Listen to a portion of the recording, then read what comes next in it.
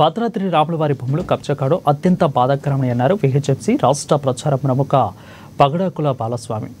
భద్రాద్రి రాముడిపై భక్తితో దాదాపు 900 ఎకరాల స్థలాన్ని ఓ తాత దానం చేశాడని, అయితే తనని నేడు కొందరు కబ్జా చేస్తున్నారని విమర్శించారు. ఇదే విషయంలో గతంలో దేవాలయ గోశాలను కూడా కబ్జా చేస్తూ గోశాలకు వెళ్లేందుకు దారి బంద్ చేసిన విషయంపై విశ్వ హిందూ పరిషత్ భారీ ఎత్తున ఆందోళన చేసిందని గుర్తు చేశారు.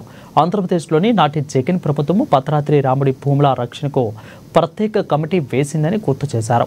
అయితే నేడు మళ్లీ కబ్జాదారులు చెరలేకపోవడం, ఏకంగా ఆలయపైనే దాడి చేయడం అత్యంత హేమన చర్య అని ఖండించారు. ఇట్టి పరిస్థితుల్లో భద్రాద్రి రాముల వారి అంగుళం భూమిని కూడా వదులుకునేది లేదని స్పష్టం చేశారు.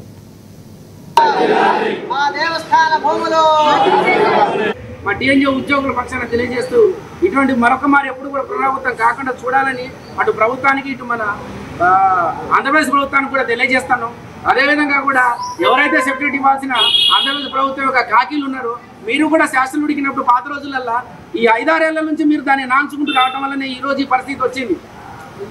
మీరు ఎక్కడ ఉంటే కూబింగ్లకి వాటి ఇటుకి వెళ్ళినప్పుడు అంతర్రాష్ట్రాలు అనేది ఆ రోజుల్లో గుర్తురాట్లే. ఎక్కడో ఒరిస్సా, ఛత్తీస్గఢ్ ఆ బోర్డర్లకి మన వైపు సెక్యూరిటీ తీసుకొని పోతారే. అట్లీస్ట్ ఉన్న గవర్నమెంట్ భూమిని కాపాడుకోవడానికి మనకు చేతగాట్లేదు. ఎవరో కొంతమంది అన్ని 915 ఎకరాలు, అట్లీస్ట్ 1 ఎకరం మన సొంత భూమో లేదా ఇంకొకరితో అయితే మీరు ఇలాగనే ఊరుకుంటారా? అయిపోయి ఇప్పటికీ కూడా ఆమె కోలుకోలేదు. ఇప్పుడు ప్రస్తుతానికి హైదరాబాదు వారి బ్రదర్ వాళ్ళ ఆసుపత్రిలో జాయిన్ అయ్యారు. ఈ కార్యక్రమానికి సంబంధించి దేవస్థానం సిబ్బంది తరపు నుంచి మేము ప్రజలందరినీ అట్లాగే మన ఉద్యోగ నాయకులందరినీ కూడా కోరుకునేది ఏంటంటే, ఇది కింద స్థాయిలో అయ్యే పరిస్థితి కాదు. ఏళ్ల తరబడి ఈ సమస్య కొనసాగుతుంది. 2 రాష్ట్ర ప్రభుత్వాలు కూడా దీనికి సంబంధించి ఈ చర్చలు జరిపి దీని మీద ఒక మంచి ఫలితం దేవస్థానానికి అందే విధంగా, అంటే కోర్టు ఆర్డర్లన్నీ కూడా దేవస్థానానికి అనుకూలంగా ఉన్నాయి. అయినా కూడా అక్కడ ఏంటంటే ఆక్రమణదారులు, కొంతమంది పెత్తందారులు, రాజకీయ నాయకుల పలుకుబడితోటి దేవస్థాన సిబ్బంది మీద దౌర్జన్యాలు చేస్తున్నారు. దానికి రెవెన్యూ పోలీస్ తరఫు నుంచి పూర్తిగా వాళ్ళు మాకు కాకుండా వాళ్ళకి అనుకూలంగా ప్రవర్తించడమే దీని అంతటికీ కారణమైంది.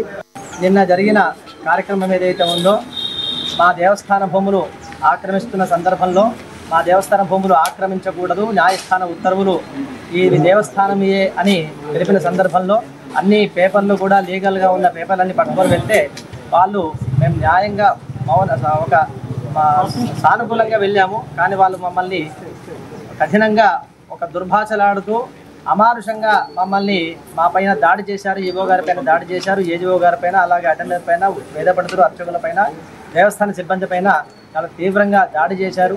చాలామంది తోసేశారు, కింద పడిపోయాం, దెబ్బలు తాకాయి, కొంతమంది ఆసుపత్రిలో చేరారు. ఈవో గారు ఇంకా డిశ్చార్జ్ కాలేదు, ఏజీఓ గారు ఇంకా నడవలేని పరిస్థితిలో ఉన్నారు. ఇక వినిల్ గారు అయితే ఇక్కడ పట్టము అన్నారు. అటువంటి స్థితిలో ఉద్యోగులపై దాడి చాలా బాధాకరం.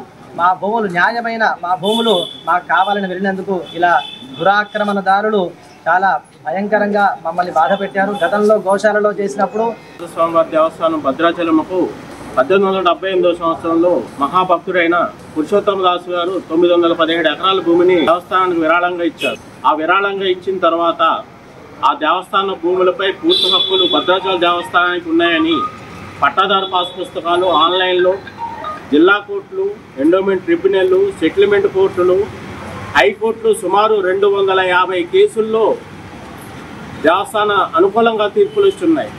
అనుకూలంగా తీర్పులు వచ్చి ఉన్నా సరే ఆ దేవస్థాన భూమిని మేము కాపాడుకోలేని స్థితిలో ఉన్నాం. ప్రతిరోజు పోరాటాలు. 2018వ సంవత్సరం వరకు కూడా వారు మనకి సహకరించి